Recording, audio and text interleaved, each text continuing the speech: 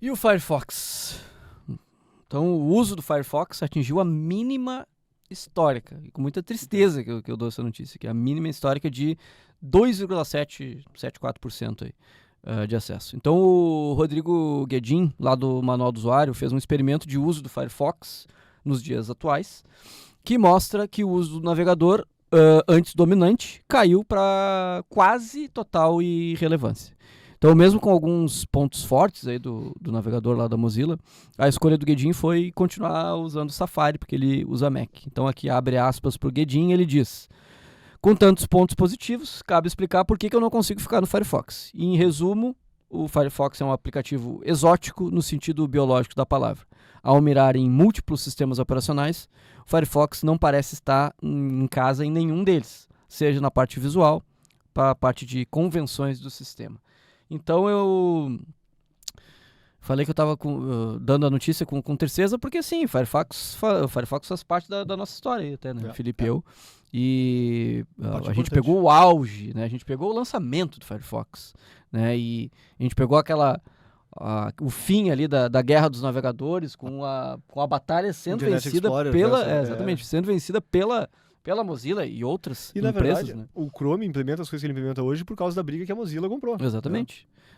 Então por um lado é triste, mas também por um lado Firefox, Mozilla fizeram história e tiveram um grande papel. Por mais que hoje a gente tenha perdido, digamos assim, a gente está melhor, eu acho, do que antes em termos do que a gente tinha, assim, né, para navegador. Mas então hoje o Firefox, assim como a web aberta, tem uma praticamente irrelevante, assim, né? 2% é muito pouco para um navegador que chegou a ter, eu acho que quase 50% ou mais, não lembro, sabe?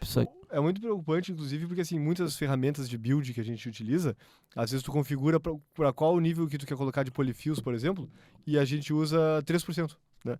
É muito comum a gente utilizar uma referência de 3% dos navegadores. Então, aí o build usa essa listagem, né, para saber quais os navegadores têm acima de 3% de uso, e aí botar polyfills e botar coisa para funcionar a partir dali. Ou seja, com uma relevância menor do que 3%, existe a chance de alguns polyfills que eram para fazer funcionar no Firefox agora sejam removidos de builds, né? E eu me lembro que uma vez quando a gente trabalhava no portal lá, a gente fazia esse corte de 3%, e aí um dia, não lembro qual foi o browser, ela caiu e a gente olhou, mas isso aqui 3%, uma versão, né? Acho que era IE6. 6, 7, E a gente pensou, isso aqui 3%, né? Ignora. Daí a gente foi ver 3% eram milhões de pessoas. Sim. Milhões de pessoas. Então 3% é um número muito pequeno, mas ainda tem um impacto muito grande, né? E aí eu fico preocupado com isso. Se a gente usa essa linha de corte de 3% para adicionar funcionalidades polyfills, né, fixes ali que são relacionados a esses navegadores, Firefox dropando dessa lista, se coloca numa situação em que os poucos usuários que estão lá vão começar a ter sites quebrando. Sites que não funcionam, ferramentas não funcionam, vai perder ainda mais usuário por causa disso, né? E também tem a parte de investimento, né? A Mozilla também não tem mais capacidade financeira para investir, né? No Firefox. E muita gente entusiasta, eu, por exemplo, deixou de usar o Firefox por um motivo ou por outro. Então, no meu caso, era porque... não justamente pelo que o Guedin comenta aqui, né? Acho que isso não me incomodava, essa parte mais visual, assim, mas a questão era mais de performance mesmo, né? Por mais que o Firefox tenha evoluído, tem toda uma questão ali que ajudou, inclusive, outros navegadores, né, na parte conceitual de como funcionar. Mas, enfim, para a máquina que eu estava usando, na época, o Firefox junto estava meio inviável, assim. Então, até agora, posso testar de novo. Mas as coisas evoluíram, né? Dá vontade de testar de novo, voltar a usar. Então, as coisas evoluíram. Tem outros navegadores e tal. Mas é triste. E fica, acho, de novo, né, as pessoas que talvez sejam mais jovens assistindo aqui, talvez não saibam disso, mas houve uma fase que os navegadores não tinham DevTools. Não tinha um console para tu olhar nada, não tinha nada. Então no Internet Explorer, quando dava um erro de JavaScript, ele dava um alerta que é erro tal na linha 0, caractere 0, sabe? É boa sorte, sabe? Erro inesperado, né? O famoso erro inesperado. Na linha 0. E aí foi o Firefox que, na verdade, por meio de extensões, né, pessoas criaram lá o Firebug, que era uma extensão do Firefox que te permitia debugar as páginas um pouco melhor. E aí a Mozilla incorporou o Firebug, né, para dentro, comprou, se não me engano agora, e incorporou ele para dentro do browser. Não, que ele E a partir trabalhava daí eles vão acho que ele trabalhava na Mozilla, o desenvolvedor, verdade. desenvolvedor do Firebug. Mas ele inicialmente era só um plugin, tu instalava ele separado. Depois ele foi incorporado ao browser, e aí a Microsoft incorporou uma coisa parecida lá no Internet Explorer, e quando o Chrome veio, já veio trazendo dele próprio. O Safari também, na verdade por causa do Safari, não, o Safari também tinha.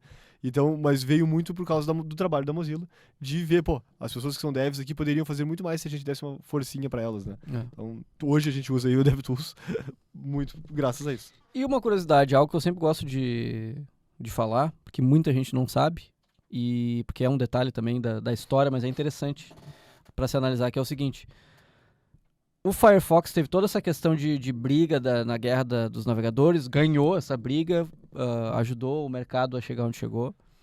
Na época, a Mozilla estava, né, super em alta. Brendan Eich, criador da linguagem JavaScript, era, né, um dos fundadores da Mozilla, estava numa posição lá que na época eu acho que era CTO da Mozilla, pouco antes do Google Chrome nascer, e relato do próprio Brendan Eich é o seguinte: eu tô trazendo isso porque eu acho que tem uma relevância com onde a gente chegou atualmente, tá? O Brendan Eich, em uma reunião com o Sergey Brin e o... Como? Larry Page. Falando sobre diversos assuntos, eles estavam falando sobre o futuro da internet, o futuro do Google, o que queria fazer, e a conclusão da reunião foi o Brendan Eich indicando para o Google que eles deveriam apostar num navegador. E, obviamente, o projeto já estava em andamento, e o Brendan Eich, nessa reunião, acabou falando isso, e, bom, depois veio o Google Chrome, que acabou matando Pois é, o Firefox aí, o dominando lance. o mercado. Então é interessante como é que as coisas funcionam. É o lance, provavelmente o Brendan Eich falou isso no sentido de que concorrência é saudável. Concorrência é uma coisa importante, né? Daí um ajuda o outro a melhorar e tal. E pra bater de frente com a Microsoft, no caso. Também, né? Então acho que era um pouco disso, né? O inimigo do meu inimigo. Exatamente. No final das contas, Brendan Eich nem está mais na Mozilla, criou um outro navegador, e o Chrome dominou o mundo. É verdade.